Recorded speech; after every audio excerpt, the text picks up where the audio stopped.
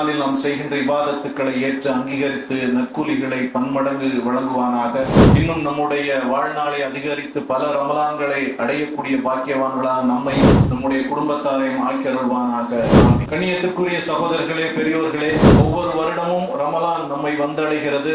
நோன்பு நோக்கின்றோம், நம்மால் முடிந்த அளவுக்கு இபாதத்துக்களை செய்கின்றோம்.